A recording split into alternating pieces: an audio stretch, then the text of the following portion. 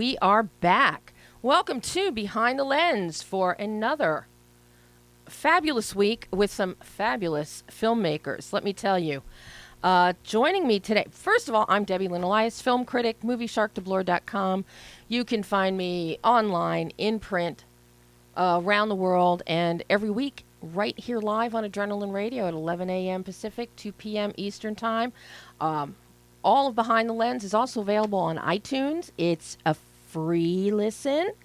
And we shoot the show every week with video and then intercut some beautiful movie stills from the respective films that our guests are talking about so that it gives you a visual context, and you can find all of those videos on Elias Entertainment Movie Shark Doublour on YouTube and on moviesharkdoublour.com. Plus, I found out some station in China is now picking up the show and showing the videos every week. So everybody out there in China and Asia, you can find us over there, all of our video casts there as well. So welcome. It's summer's picking up, spring is picking up, and we've got some really exciting stuff coming up in the world of film and here on the show. First of all, for all the TCM fans out there, one of the announcements you've all been waiting for. Yes, Danny Miller, I am talking about you. The opening night announcement was released this morning. TCM Film Festival back for its 7th year this year, I think. Either 6 or 7. Opening night is going to be All the President's Men. Stars Robert Redford, Dustin Hoffman, directed by Alan Pakula. 1976 film. And I know, I hear the uproar already in the cosmos. With a lot of classic film fans saying this is 1976 is not a classic film. You know, this discussion has been going on for a number of years with the passage of time, with the programming at TCM, with the programming of the TCM Film Festival, which is April 28th down at the beautiful Chinese Theater, the Mann's Complex, the Egyptian, Hollywood Roosevelt's the home base. El Capitan will undoubtedly have some Disney stuff going on. But you have to understand, classic films, as time passes, more time gets packed into what is deemed a classic. What is classic to many in my age bracket, in the 50-plus bracket of the 30s and the 40s, you know, that's ancient history to youngsters. But youngsters today, these 19 and 20-year-olds, to them, a classic film is a 1976 film, is Rocky, is All the President's Men. So before anybody gets in a huff about, as the schedule for TCM starts getting released little by little over the next couple weeks, bear that in mind. All the President's Men could not be more timely, more topical.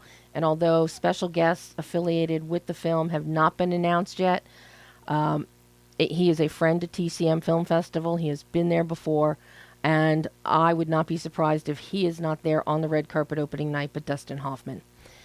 So as we get more TCM information, every week I'll be imparting that. Plus you'll also find that on my website on moviesharkdoublour.com. So that was the big announcement this morning for all the classic film fans. So I hope many of you are happy. And those of you that aren't, you know, it's a fabulous film. Whether you want to call it a classic or not, it is a fabulous film. And in this politically charged year, it could not be more appropriate. Brian, what is our Star Wars update this week? Brian is in charge of the official countdown to Star Wars 8. As I stall to open up this bookmark, I would say I agree with you in the classic thing, because I look at a film like Psycho as a classic, and Psycho isn't too old either. It's in the 50s. And also Clockwork Orange. Mm-hmm. That's a classic to me as a 24-year-old. See? Not you know, and this is something that a lot of people are not understanding with the programming they're seeing on TCM and the programming in the festival. Do you ever watch TCM? Yeah. So I know. Like, they have, like, The Godfather playing every once in a while. That's a classic film to me, because it's from... That's exactly it. You know, as time passes and the younger generations come up, what seems contemporary to many of us is a classic to you. So, you know, there again, I can't wait to see the lineup for TCM this year, but I was very excited when I got the announcement this morning. about All the President's Men, because have you seen it, Brian? Yeah, I had to watch it for history class. Oh, very When we were doing good. the Watergate scandal. Oh, good. Yes, I've seen it, yeah. Okay.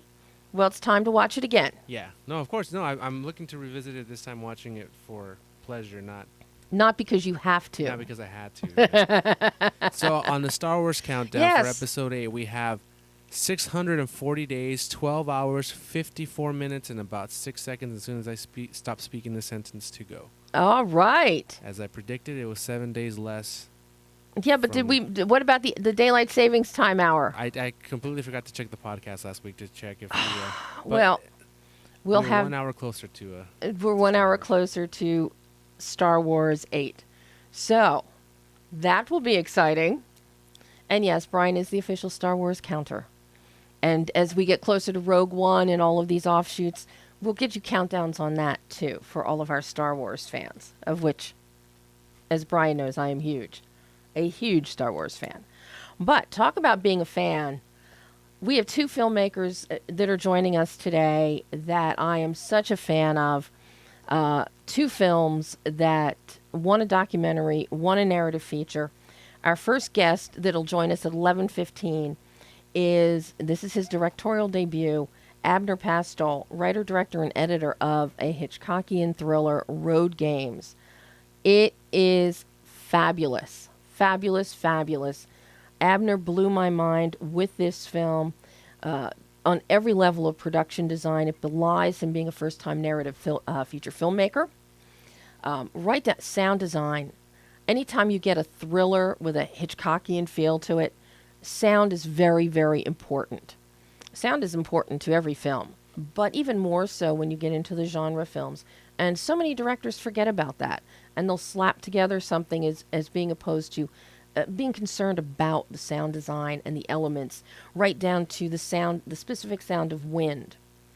If anybody has read or listened to any of my interview with Lon Bender, who won the BAFTA for sound design for The Revenant, that's something that Lon and I talked about in depth with.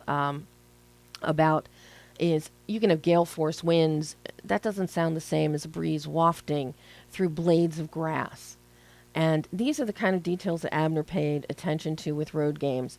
For all of you cult classic fans out there, genre fans, Barbara Crampton is in the film. Barbara is also executive producer, and a more caring and nurturing executive producer I don't think I've ever seen. So we're going to talk to Abner at 11:15. Then, after Abner, a real joy for me this year, documentarian LAURA GABBERT. Laura and I last spoke a couple years ago when she did the documentary No Impact Man that focused on Colin Beavan and his family who wanted to go an entire year and make no impact on the environment. So no electricity, no refrigerator. That meant no refrigerators. It meant, composting everything, outside your windowsill with worms and things, walking everywhere or biking. It was an very interesting documentary. Well, now Laura is back this year with, it is a love letter to the cultural history of Los Angeles and a really cool kind of travelogue in a very broad sense of the word. It's called The City of Gold, and it focuses on the cultural history of Los Angeles through the eyes of food critic Jonathan Gold. All you foodies out there may know Jonathan from his column in LA Weekly. It's not so much about the food itself, but the experience, the culture behind the restaurants, the culture behind the little pockets within Los Angeles itself. So we're going to talk to Laura about City of Gold. But first, there's a new movie coming out next week. We are in the Easter season, Passover season. So we already spoke about Risen the other week, and you heard from my exclusive interview with Joseph Fiennes. Now, I had a chance to sit down with the entire cast and crew and director Patricia Riggen for the new film opening next week called Miracles from Heaven. Many of you may know the story. I guarantee you that my aunt down in Omaha, Georgia, knows the book, knows the story, a great woman of faith. These things do not escape her. Miracles from Heaven it's based on the true story of the Beam family. And the book was written by Christy Beam, who in the film is played by Jennifer Garner, based on the story of her daughter, Anna. breakout star Kylie Rogers is in the film. Anna had a motility disease that was killing her. Despite all the care and treatment, despite flying to Boston from Texas to the preeminent physician in the world who treated pediatric motility, there was nothing that could be done. At home, on their property, their small ranch in Texas, Anna fell 30 feet inside a cottonwood tree that had rotted inside. And while in there, Anna maintains this, Christy maintains this, Anna experienced an out-of-body moment and went to heaven and spoke with God. This is the story now envisioned for the big screen. Patricia Riggen, who is a wonderful, wonderful director, and I'm happy to say a great pal to boot. We first met when she did La Misma Luna with Kate Del Castillo and Eugenio Derbez a number of years ago. Eugenio has become Patricia's good luck charm, I think. Eugenio is in almost everything she does. Plus, Kate also reprises in various films that Patricia has done. This is a spectacular direction of a film, keeping the tone light, bringing it to life without becoming preachy, maudlin, or into overkill. It is uplifting, it is inspirational, it is hopeful, it is enjoyable, and it takes you on an emotional journey like none you have ever witnessed. Every parent out there will be able to relate to this, every aunt, every uncle of a small child, when you feel helpless and you can't help them. Patricia's very proud of this film. I was just blown away by seeing it. So I had a chance to sit down with her in this exclusive interview to talk about Miracles from Heaven. And one of the big things was designing the visual look and working with her cinematographer, Checo Varese, who just happens to be her husband. Well, first, I'm very lucky with Checo. He's very talented, and he's very fast, and he's very resourceful, and he always says yes to everything, and he really wants the best for the movie, so that it's good. It's a great thing. And we didn't, we had challenges, a lot of challenges, because we didn't have a lot of time. And I was facing the fact that I was working with a little girl, and that means very reduced hours through the day. And so it was tough, and somehow he managed to give me so many beautiful sunsets. I don't know if you noticed, so many beautiful lighting moments. Trying to think about the way we shot the movie, we had challenges like spending so many days in one single hospital room and making it always look different and always approaching it differently in the way we shot it and in its light, so that we wouldn't feel bored and we wouldn't feel like we're constrained, so we that feel the passage of time, the way you shot it. But it's the light also. It's the way I shoot it, and it's the light, because I'm very aware of that, so I come in a different way. So every time I would go into that room, I would find a different angle from where to work so this way, and I would create this way. And then if we switch around and we sit the other way, we're going to have a different feeling for this room. So then this way, and just always keeping in mind that the constraints to make the best out of them. And because we don't have the budgets of the big movies, I wish I had one day. And I guarantee you one day Patricia will. We're going to come back to Patricia a little later in the show and hear some of the other things she had to say, because the film was shot in Atlanta, and she made incredible use of the aquarium in Atlanta, as well as incorporating a stunning Monet masterpiece from the Gardens of Giverny that is on display at MoMA in New York. And you'll hear more about that, as well as we'll talk a little about Queen Latifah, who is to die for in Miracles from Heaven. But right now, I am so thrilled because my friend Abner Pastoll is with us. Hi, Abner. Hi there. How's it going? It is going. So how are you? I'm very well, thank you. I mean, we haven't talked to each other in forever. Like what, 72 hours? Yeah. So, road games. How was the box office this weekend? I actually don't know. Oh, my Lord. I haven't paid attention to it yet. And your executive producer did not bother to call or email you and tell you? No, not yet. Oh, my goodness. Well, 40 lashes with a wet noodle on Barbara for that one.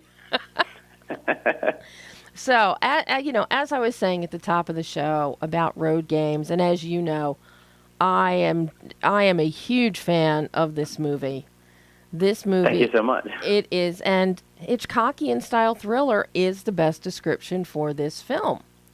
You know, what, for you, this is your first narrative feature. You're writer, director, and editor on this one. That's right. So when you sit down with the idea for this film of a guy from Britain is stranded in France, hitchhiking to get back to his home, a girl has a falling out with some guy and is also stranded on the road, and the two are hitchhiking together, but there is a serial killer on the loose that is allegedly killing people and burying them on the side of the road. Mm-hmm. So how do you approach that when you sit down and say, oh, I like this idea? Of course, we're not going to talk about what kind of mind you have that comes up with this idea, Abner.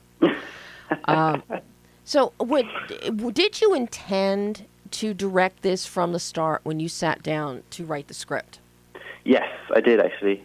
And the thing is that when I'm writing, I'm quite a visual person. So I come up with, so I listen. The process that I write is I'm always listening to movie soundtracks, or not just movie soundtracks, but just music in general.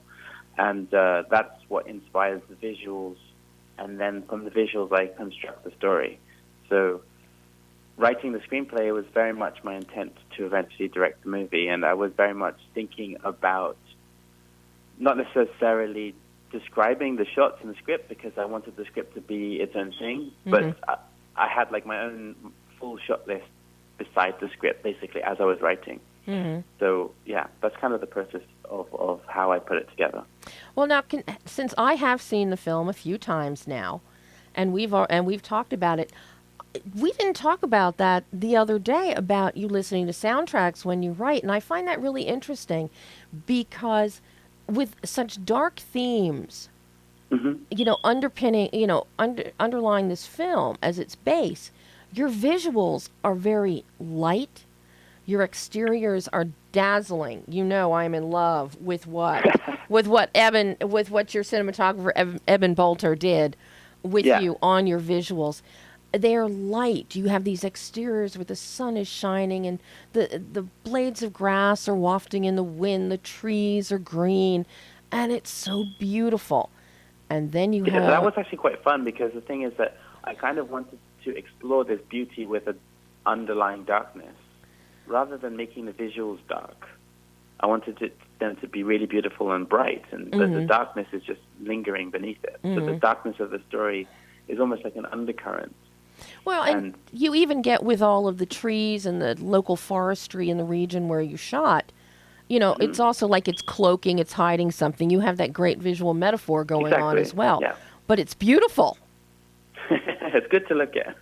Now, what soundtracks were you listening to while you were writing Road Games that led you to the beauty that we see in the visual grammar? Well, it's grammar? really interesting because I listened to a whole variety of composers and movie soundtracks, but specifically for this film, I think it was like Hitchcock's scores, so Bernard Herrmann, and then John Carpenter's scores. And I think you can probably feel the influence of mixing traditional orchestral music with a bit of a synth sound. That was basically something that I worked on with my composer, Daniel Elms, for quite some time. He was actually involved in the project for 2 years before we shot the movie. Wow. So I was collaborating with him on the sound and the feeling of the movie, and he composed and we even recorded some music way before we shot the movie.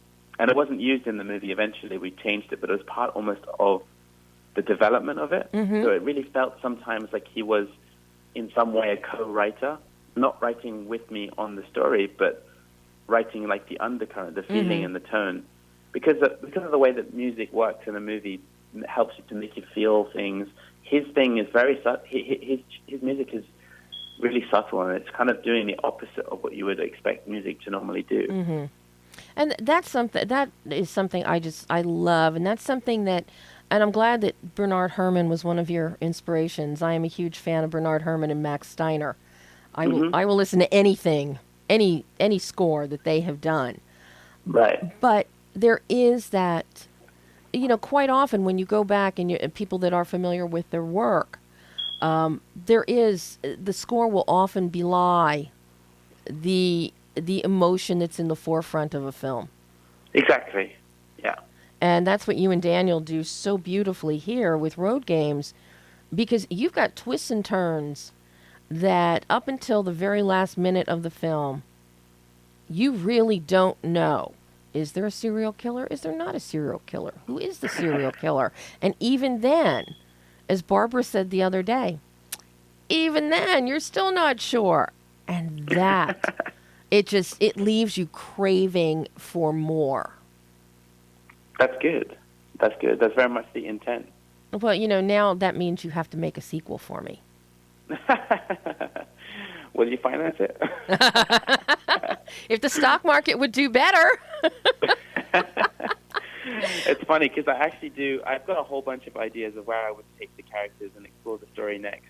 But I always wondered if it was just like some sort of self-indulgent thing. Or maybe I'm the only person that would actually be interested in that. But we'll see. That's good. You're interested, so there's one person that wants to see it. Well, yeah, and what you do so smartly is you have an ensemble cast, but it's a very small ensemble.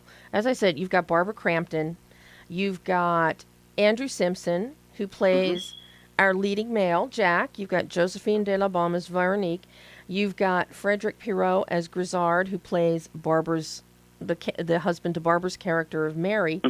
And then out of the blue, a friend of Grizzard's, Delacroix, was played by Fedor Atkin. And so you keep it very contained without making the film or the characters claustrophobic. Right, and I think it's very much the wide open space of the countryside that does that. It keeps it open in a sense. It kind of working against what you would expect it to feel like. How challenging was it when because these characters, each one in and of themselves, including the character of Delacroix, who does not have a lot of screen time, but very powerful, very integral. It's not a character that you can just dismiss and throw away. Each of these five are interdependent on one another. Right.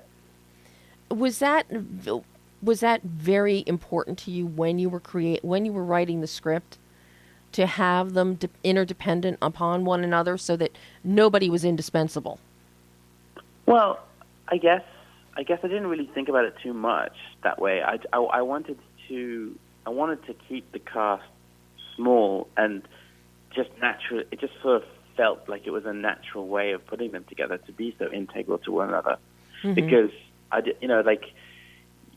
there were actually a couple of other characters that were in the script that were not integral, and they ended up getting cut out of the movie. We even shot some scenes at the beginning of the film, and they all got cut out. I think specifically for that reason, because they weren't necessarily integral to the other characters. And it's sort of something that I guess it developed as I was writing the script. Do you find how they connected to one another? Do you find, as a director and as a film goer, do you find that some of these films they have so many extraneous characters that it does draw your attention away from the main characters, which is who you want to see? Yeah, many times. I feel there are many films that have a ton of characters that are not necessary, or they're trying to somehow. I don't know. I can't think of anything specifically, but I am much more engaged in a movie when everything sort of interconnects, even if you don't know it at the beginning. But by the end of the film, you realize how everyone is integral to one another. Now, here you have one major set piece, which is the house that Mary and Grizzard live in. Right. And when people see the film, they are going to just they are going to gasp at the exterior of this old, French quote unquote estate, and then the inside, which is it's gorgeous in terms of history and texture. How did you find the house that you ended up using in the film? With a great location manager and spending a lot of time scouring the countryside trying to. We looked at loads of houses. My location manager basically he just spent weeks and weeks traveling around the country just looking at places, and he would send me photos, and then we did a short list based on photos, and then I went to sort of see a whole bunch of stuff, and it was just basically pure luck that we found this place. It was just so, in a way, it was actually quite different to how I had imagined the house in the script, because, when you're writing, you can never necessarily find exactly how you imagine it, but it had so much more. It was just like it's its own character, and it had all of these amazing rooms and spaces, and it was just basically good, spending a long time looking for it and a lot of luck to find this place. Now, once you had this house as your location, did that impact how you reimagined the visuals? Yeah, naturally, that's what happens, because you're in a different space than you were in your head with the idea of how it was originally going to look. So you have to be on your toes a little bit and be able to, come up with a new idea on how you're going to shoot the scene, because maybe you can't do it the way that you imagined, because maybe the room's too small or whatever. But it was really good, because I kind of enjoyed blocking out the scene with the actors and figuring it out. Mm-hmm. Well, now, and speaking of your actors, your cast is just absolutely amazing. And all of them have this wonderful chemistry with one another.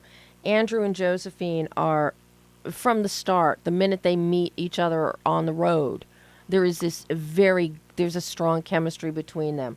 Similarly, Barbara and Frederick have a chemistry that it's a strong chemistry, albeit strange, given the nature of their characters. Yeah. How difficult was it to cast this film because of the small number in the ensemble, and also because of the necessity of needing specific chemistries with these actors?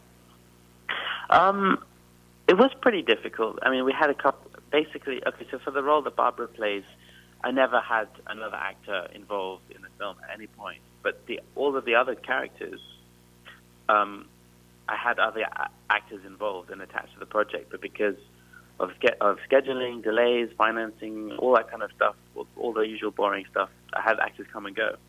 So the project kind of changed and evolved, as did everything else. Mm-hmm.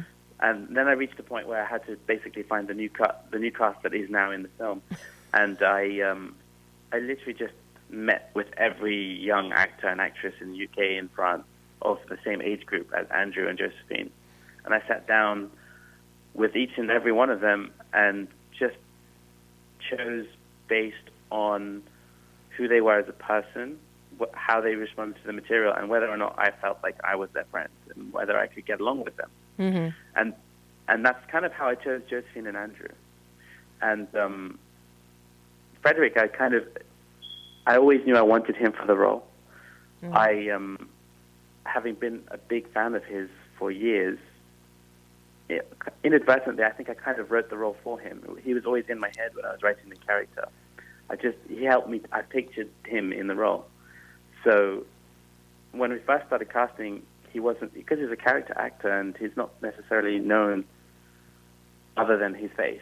He was, when it comes to put your first film together, people need a name and all of these boring things. And it didn't really make sense for my French co-producer. But then in the process of doing the casting, in that same time, he did this show, The Returned, And all of a sudden, he was a really interesting actor for the role. So we sent him the script, and he really loved it. And I was really grateful that turned out in that way, because I always wanted him for the role. And that was lucky. And I got along so well with him as well. Well, and the same thing when I... Sorry? No, go ahead. Yeah, and the same thing when I then reached out to Barbara and sent her the script, and she responded so well to the material. That was fantastic. So we brought them all together, and being from France, UK, and then the States, all these different places, all in one place, and they all got along immediately. And that was the best thing that could have happened, because you never know if they're going to get along necessarily. But I think like somehow, by luck or by chance or whatever, I chose the right people. And we got along so well when we were shooting that we had these long days shooting together, and we just could not wait to get back at the end of the day to the hotel lobby to hang out with each other and drink wine and just discuss what we had done. And so it was a really fun experience. And I can say, sitting there with you and Barbara the other day and seeing the joy on your faces when you were talking to me and telling me about how excited you were after shooting to just go hang out, everybody hang out together at night. You don't always see that. And it was, I can honestly say it was so beautiful to see that reaction on your faces. The joy that you still have of the experience and the memories, of making this film. I fondly remember that. I kind of wish that we were still shooting.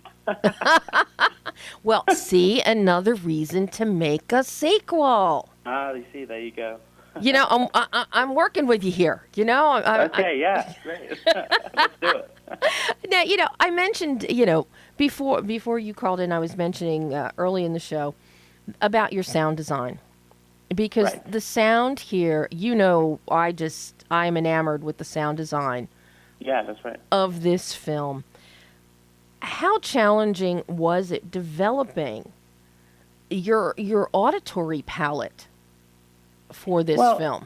It's kind. I mean, it wasn't so challenging. I just had a really great team, really great senior team in the post-production. So having their experience and their suggestions was just wonderful to work with them. Mm-hmm. But the thing is that some of it was planned during the shooting, so there were certain sound effects and atmospheres and winds and stuff that I wanted my sound recordist on set to actually capture. So he captured a lot of that stuff that was then utilized in the sound design. Mm-hmm. But there was also so much enhancement from my sound designer, Peter Baldock, and also from my sound mixer in Paris, Alexandra Widmer. Mm-hmm. He's worked on films like Amelie and Taken, and then he's also done The Return, the TV series. Mm-hmm. And having actually an English sound designer and then the French mixer working together was also really amazing, because it kind of went in with the nature of the whole film. Mm-hmm. It was. We even used some of those sounds that we recorded on set actually in the score. So there are certain like sounds, creaking sounds from the house, and you wouldn't notice them necessarily, but Daniel Elms, my composer, he put those real sounds into his music palette, basically. I was going to say, there is a lot of there are many ambient tones within Daniel's scoring. Yeah. And it's just, there's such a fluidity amongst, every element of this film, Abner. From your performance to your visuals, to your sound design, to the scoring. It just flows. I talk about visual grammar and tonal bandwidth a lot. And this entire film is it's a perfect marriage of all of those elements to achieve the final product. Oh, thank you. I don't know what else to say other than thanks. Oh. I'm glad that you liked it so much. So now, the film is in theaters now? It's in theaters, and it's also available on demand on Amazon and iTunes and all of the cable VOD platforms to rent. So there's no excuse. It's available. It's out there. And will it be going wider in theaters or staying on a small release right now? At the moment, I think it's staying limited. It's in about 5 or 6 screens across the country. I think it's New York, LA, and then a couple other places. I think Virginia, the Draft House in Winchester, Virginia, and I can't actually remember where else it is. But the information is all on the website at IFC Films. And do we have www.roadgames? Do we have a website? No, It's all on. there is a Twitter Road Games Movie Twitter handle that you can go and follow for the latest updates. And everybody should. Abner, thank you so much for joining me this morning. It's my pleasure. This has been a real Great treat. to talk to you. And you will come back again, won't you? Of course. All right. Well, we're making the sequel together. That's exactly this. We have to. We'll get Barbara on board too. Yeah, I'm sure she's on board. I didn't even have to ask her. I'll just offer some wine. Abner, thank you so much. Thank you. It's been great talking to you. Bye-bye. Bye-bye. That was Abner Pastoll talking about road games. And now, one of my favorite documentarians, Laura Gabbert, is here. Hello. Hello, Laura. Welcome. Hi. Thank you for having me. Oh, I'm just so thrilled. This is great. You know, twice in 1 week instead of twice in 2 years. It's fabulous. I know, right? It's great. And of course, here we are with another golden nugget in your directorial pouch with City of Gold. Yes, City of Gold. We're excited about it. You know, for those, I gave people a little overview at the top of the show, but, how would you describe this documentary? Because as you and I had talked before, I said, the way this is being marketed, and people look at posters and clips and they think it's all about food, but this is so much more. This is not a foodie film. This is so much more and more better.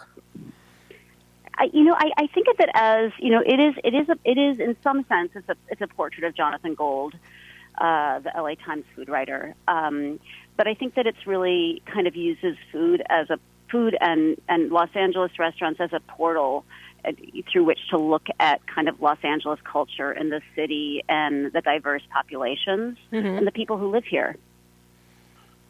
Now, where did this idea come from for you? Because doing a documentary about food or restaurants, that's one thing. But to do it through the eyes of Jonathan Gold, acclaimed food critic, who isn't so much talking about, as we see unfold, he's not so much talking about what's on the plate in front of you in restaurants, but talking about the experience of the history of how this type of food came to the region, how these restaurants took shape through the culture and the family and the generational aspect. How did you approach and get this idea? Because this is very much outside the box. Yeah, I can back up a little bit. I moved to Los Angeles in the mid-'90s and to go to graduate school and was apprehensive about living here, very apprehensive, and just kind of assumed I wouldn't like Los Angeles. And, because of all the kind of stereotypes we all know about. And I started reading Jonathan's columns, and it slowly began to change the way I saw Los Angeles. And I learned that you actually need to be willing to seek out and uncover its mysteries, and it's actually the process of exploring and discovering that makes you fall in love with the city. And I started to fall in love with the city. I discovered this really, kind of paradoxical, beautiful, exciting city as I saw the city through Jonathan's eyes, because a lot of Jonathan's writing is about, how you, can you hear me? I'm sorry. Oh, I hear you. How you get to these places. He kind of takes you on a bit of a adventure as you get there. So you cross different neighborhoods and you cross freeways, and it's part of that exploration and part of that adventure. And through that, you learn about the city and you start to see it differently. And then I was really more interested in kind of the broader idea of culture than food, but food is such a direct point of access to sort of, enter those cultures. And so I really, followed his lead. It was really about using his writing and then figuring out how to tell that story cinematically. And and you briefly touched on it, of crossing freeways and going up and down roads, and that's something that I fell in love with this documentary in your construct, is because so much of the transitory exposition of the film takes place. You just have the camera on Jonathan while he's in the car driving, and you see the city of Los Angeles changing as you're going in and out of neighborhoods, and there's this great fluidity and ease to it. Thank you. Yeah, what I found was that was just, we tried a lot of sit-down interviews, and we did use many of them as VO, and there are some actual on-camera interviews in the film, but I found that Jonathan was at his most relaxed and the most himself as he was like behind the wheel of that old Dodge pickup truck. And then also just became a great way, a more kind of like meditative way to sort of experience the city. There's there's a nice pace to sort of seeing someone drive and have them glance out the window and, cut to scenery and people going by. So it just kind of became a way to sort of transition to different scenes, but it also became part of the storytelling. Well, and in a similar vein there, it's very analogous to how people should be appreciating when they're going to these various restaurants that Jonathan writes about, that he taught, and the food experiences that he talks about. This is really how they should also be appreciating and experiencing the very meals that stem from all of this culture. That's correct. And it's it's kind of learning to see beyond just the surface of LA, because it doesn't hit you like New York or San Francisco or Chicago hits you, you don't. It doesn't have that kind of immediate charm and those big, beautiful buildings. It's very subtle. The beauty is very subtle, I think. Well, and you just unfold so many different enclaves within the city of LA. How did you end up, selecting, the types of restaurants, the types of food, the cultures that are, uncovered in City of Gold? I mean, there were. It's a good question. It's a documentary, so we shot a lot of scenes that didn't make it into the movie. So it's not like we had a tight treatment kind of or list of restaurants we wanted going into the film that we shot over 4 years. So a lot of it was just following Jonathan wherever he went. One of the ground rules going in was that we couldn't film him reviewing a restaurant. So we started out kind of going to some of the quintessential Jonathan Gold places, the places that have been on his LA Weekly and LA Times list for years, like La Da and Gay La Gatsa and those types of places. And then, of course, once we were in the editing room, we tried to find a nice kind of diverse group of restaurants, but it was really about which scenes rose to the top in terms of how they tied into the story we were telling and the themes we were exploring. So I can't say that there was a very tight sort of structure or list of what we put in. I mean, certainly there are restaurants I wish we could have gotten in there and were in rougher, longer cuts of the movie that didn't make it. But we certainly tried to show different pockets, and we were definitely interested in showing the kind of restaurants that Jonathan's sort of known for writing about.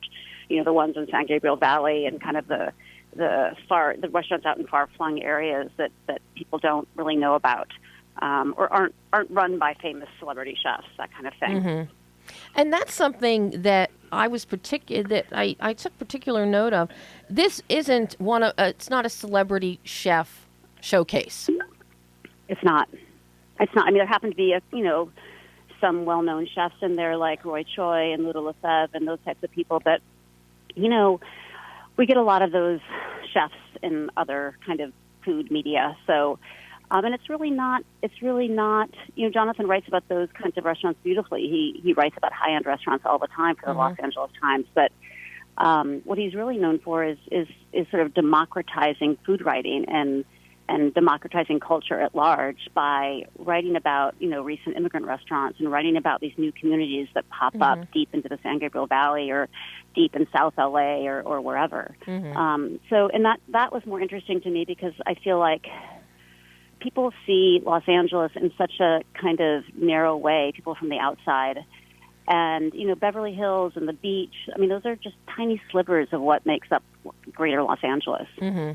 Well, and, two of the things that thrilled me that you included in here were food trucks and delis. And, I remember, and so many other parts of the country, and I remember when I was in college back in Philly, food trucks, they were the old white metal, just prefab, food wrapped up, and sometimes wrapped up, sometimes not wrapped up, and saran wrap, and you just grab it. But, food trucks in Los Angeles have become, so popular, but the food is absolutely phenomenal. And to see the genesis of so many of these unfold. It's not just people get an idea of, oh, I'm just gonna get a truck and I'm gonna cook food and I'm gonna sell food. No, there's a lot of cultural background, and you touch on that in here.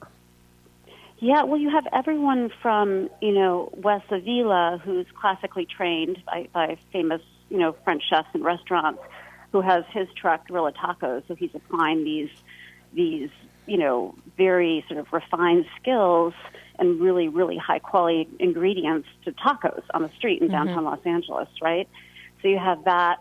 But then you also have, people like, the restaurant Antojitos Carmen, and they started out as just a street vendor, not even a truck. So you get the whole range, but they're both, Antojitos Carmen is incredible food, as is Gorilla Tacos. Very, very different, but both really wonderful. And, Jonathan loves both of them. Mm-hmm. What for you, out of all the places that Jonathan took you, and as this documentary was unfolding, was there one place that really broke your heart you couldn't include?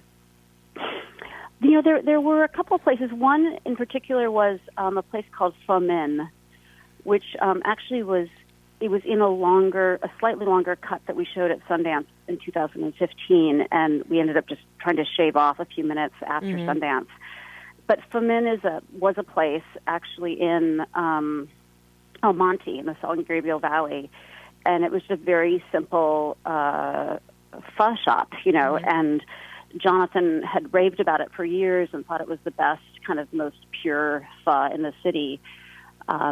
And it's a scene where he really talks about why he loves, pho, that it's like tied to a tradition, it's tied to a place, like there's history behind the dish.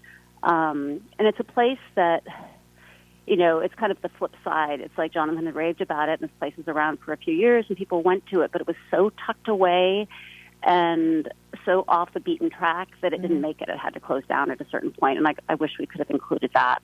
Oh. Yeah. Oh. Now, how many hours of footage did you accumulate, and were you editing while you were filming, or did you wait until you had assimilated everything and then sat down, took a deep breath, and went, oh my God, where do we start? Good question. And in the past, I've generally shot, stopped and edited, and maybe gone back for some pickup forward editing. This was different. We shot on and off for 4 years, and when we started editing, let's see, we started just kind of piecing together scenes. It was a really tough film to edit because it doesn't have sort of a apparent structure. We didn't have a beginning, middle, and end. There's not big dramatic conflict in the film.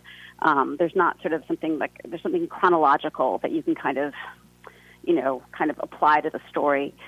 So once we started editing just scenes I knew that could work, then we went back and shot quite a bit that 5th year. So the 5th year we were really, I would say maybe 3 or 4 months of it we were editing part-time and shooting a lot. And then, the last 9 months we were editing full-time and still shooting maybe once every 2 weeks or so. And we were still shooting a ton of scenics and B-roll and drone shots that whole time, trying to kind of map out the city cinematically. Mm-hmm.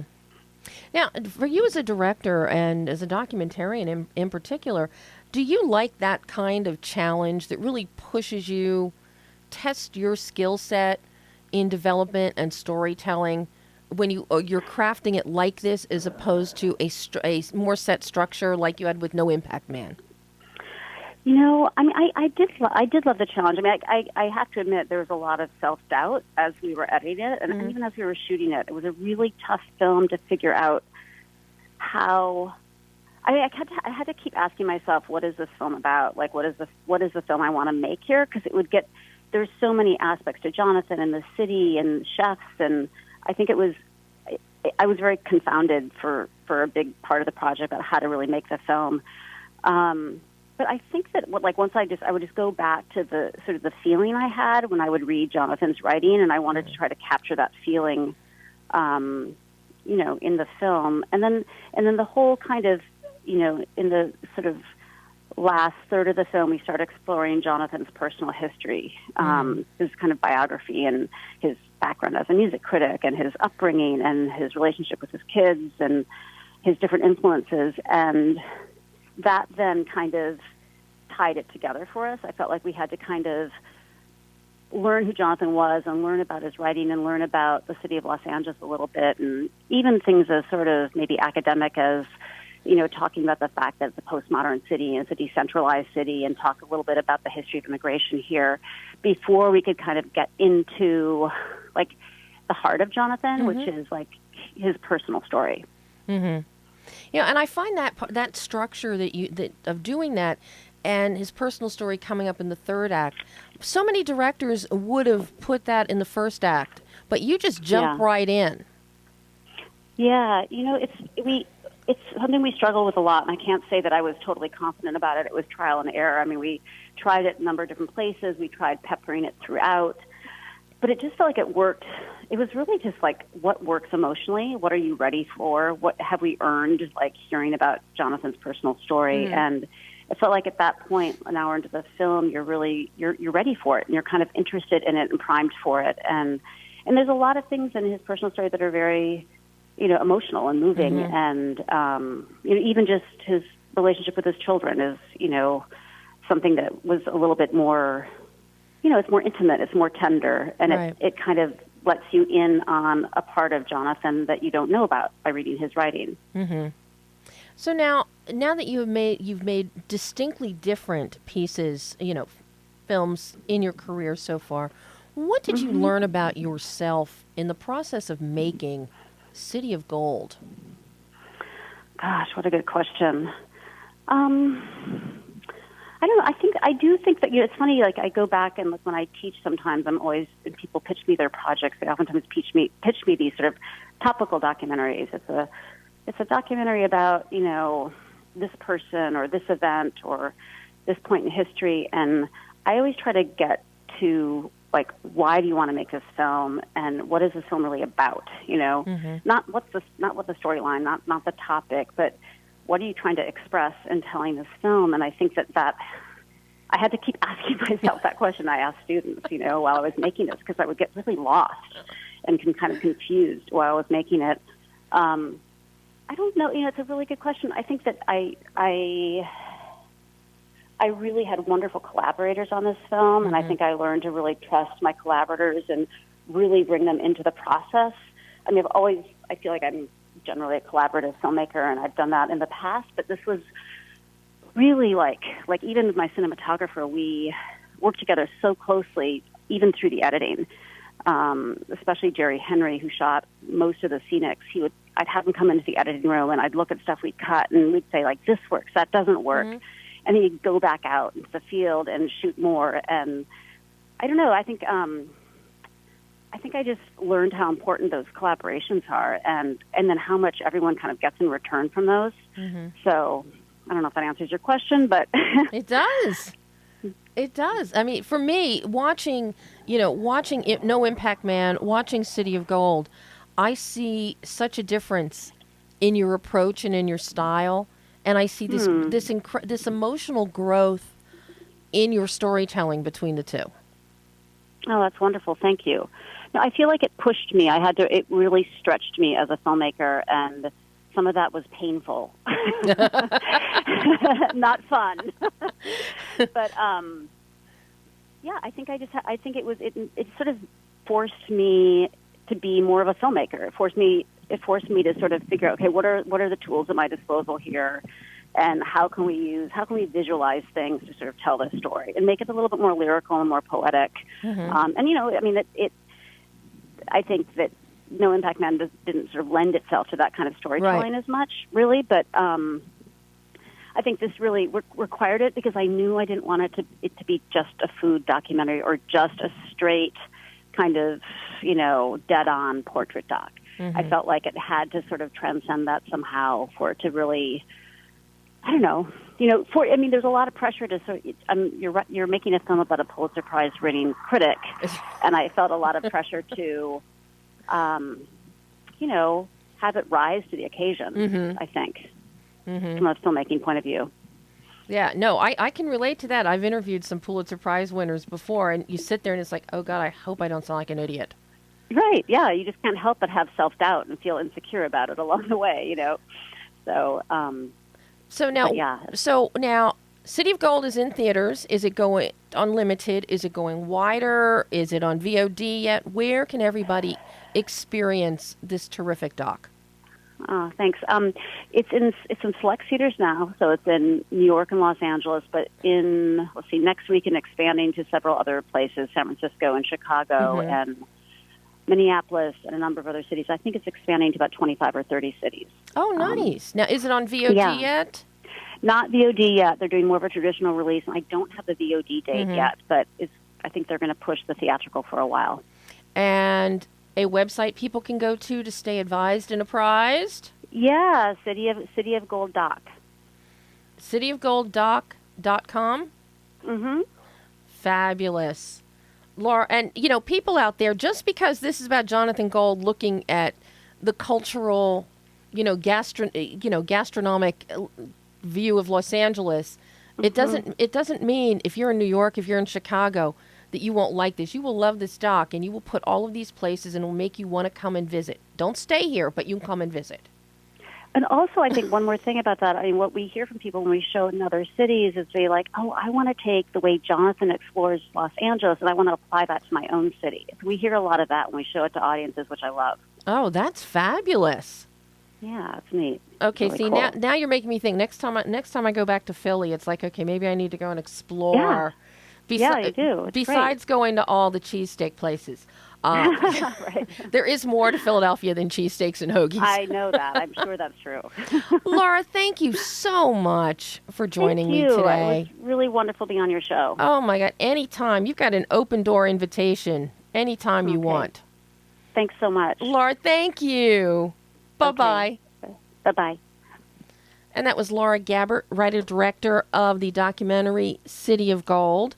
And let's see. I know we don't have time to run another clip of Patricia, do we, Brian? We can do clip 3. Oh, okay. Well, we're going to jump a little ahead here then, and get back to Miracles from Heaven for a second, and hear a little bit more from Patricia Riggen about creating some of the visual moments in the film, including, the idea of heaven and using the aquarium in Atlanta. You know what? We got lucky because Atlanta has this stunning aquarium. It's one of the best aquariums in the world. And when I saw it, I'm like, okay, this is the city where we're going to shoot because I want this aquarium. I wanted to have as many visual moments as I could with this movie. Again, for the reason of let's let the audience have a good journey. It's a very painful story.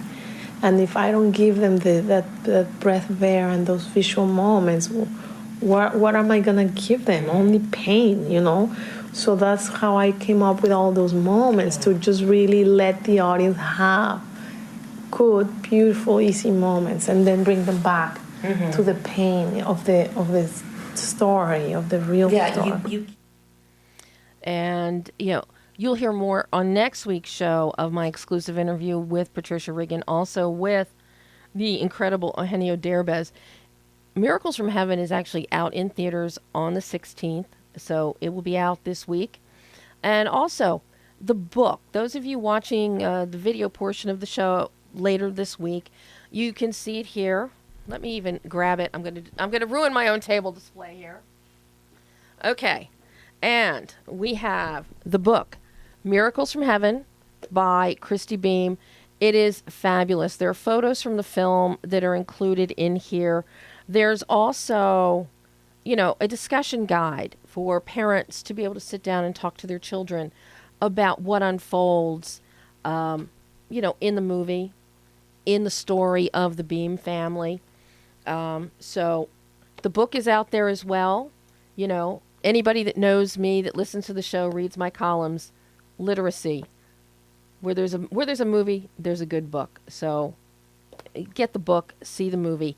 We'll be back next week. Alex Ruiz from Telemundo's Quien es Quien will be with us live. Until then, behind the lens.